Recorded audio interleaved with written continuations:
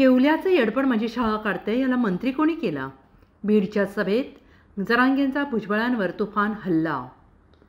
बीडमध्ये आज मराठ्यांच्या एकजुटीचा महाप्रलय जमला असून मराठा आरक्षण आता कसं आणायचं ते बघाच. मराठा आरक्षण मिळवणारच असा इशारा मनोज जरांगे यांनी दिलाय. मराठा समाज आतापर्यंत शांत आहे, पण सरकारने झोपू नये असंही ते म्हणाले. ते येवल्याचं येडपट माझी शाळा काढते ह्याला मंत्री कोणी केला असाच सवाल करत जरांगे यांनी राज्याचे मंत्री छगन भुजबळांवर तुफान हल्ला केला. मनोज जरांगे म्हणाले की मराठा समाजाला डाग लावण्यात आलेला आहे. कुणी म्हणते आमची घरं जळली, कुणी म्हणतं हॉटेलं जळली. आपल्यावर खोटे आरोप करण्यात आले आहेत. मराठा समाजाने आतापर्यंत शांततेत मोर्चे काढले, तो समाज कुणाची घरं कशाला पेटवेल? त्यांच्याच लोकांनी हॉटेलं जाळली आणि नाव मराठा समाजावर घातलं. सरकारही यांचंच ऐकतंय, पण आता मराठा समाज जागा झालेला आहे. यामुळे मराठा समाज आरक्षण कसं आणायचं ते बघाच. महाराष्ट्र राज्य सरकारला इशारा देताना जरांगे म्हणाले की सरकारने शहाणपणाची भूमिका घ्यावी.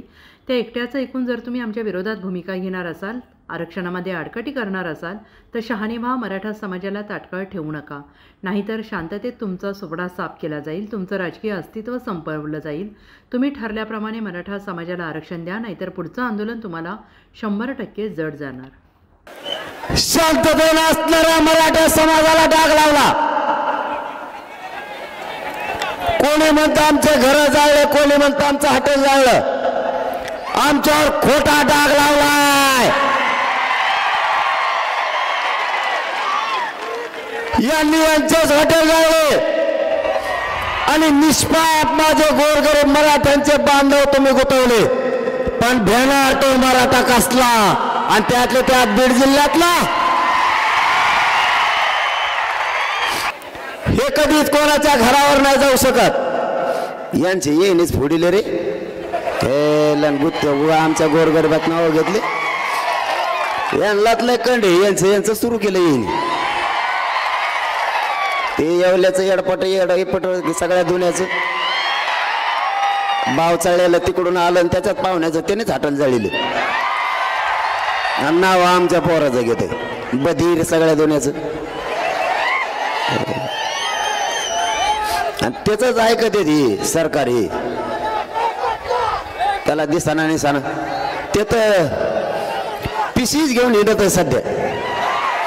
बाजाराची पिशी त्याच्यात कागद आहेत. बघा बघा मला कशा शिव्या देतात. कशाला बोलतो रे मग? कशाला मराठीचा वाटा जातो? आताची पिशा घेतल्यात, काही दिवसाने तुटलेल्या चपला केळाचे सालपटे तो ह्याजवळच देणार.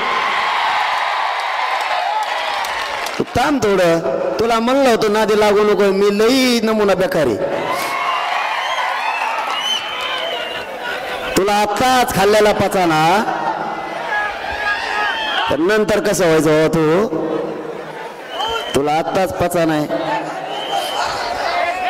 अरे त्याला समर्थ मी तुम्ही टेन्शन ना घेऊ. त्याला आत्ता उलटा पालता करतो. त्याची काय काळजी नको. आता कशा आवाजात बोलू तू? बारीक असा जस काय कळली कधी त्याला. जरांगे साहेब म्हणतोय आता. पहिल्यांदा नीट राहायला असतात नुसतं जमलं का? आळी वळवळ करते शेपटाची. दिसतंय बी कसलं काय नो रंगनाथ रंग बदलणारा रंगे. गप मारायचं. मला गिरीश महाजन साहेबांनी सांगितलं, जरांगे पाटील तुम्ही बोलू नका. मी त्याला समज दिली. मी गप बसलो. म्हणलं जाऊन त्या टंकार झालेला आहे म्हाताऱ्याला काय हाल बोलायचं. मी 4 दिवस काही बोललो का? मग त्याला काल काय बडबड हळूच बारीक आवाजात बोलतो. द्या सगळं त्यांना, द्या सगळं. बंगले बांधा त्यांच्यापाशी, तिथंच राहा, तिथंच कायदा बारा. येडपट बुजगाव नको डल्लं. मग शाळा काढीते. त्याला अक्कल कसले मंत्री गेलं का नाही असलं कोणी? महाराष्ट्राला कल की घेण्या देण्याचं हे डबड. तू थांब एकदा आरक्षण मिळवते मग तुला कचकात दाखवतो. यार तो लय दिवसाची फडफड चालली. माय बाप मराठ्यांनो, फक्त एकदा आरक्षण मिळवस तर शांततेत आंदोलन करा. त्याच्यात किती तुम्ही एकदा बघायचं झाला. बघूच आपण. आम्ही गप बसलो की काढा करतो. मला गप बसी देत. मी गप बसलो की ते सुरू करतो. त्याला दम, मग मला चौथळीला मला नाही निघत दम, कारण मी खानदानी तुमच्या रक्तामासाचा ओरिजिनल मराठ्यांच्या अवलाद आहे, दम नसतो काढी. माझ्या मराठ्यांच्या आरक्षणाच्या विरोधात जर कोणी बोलला तर त्याला सुट्टी नाही, मग तो कोणी असू द्या. आम्हाला आमच्या हक्काचं आरक्षण पाहिजे, त्यासाठी हा संघर्ष सुरू आहे. Bureau report, SVN Marathi, Beed.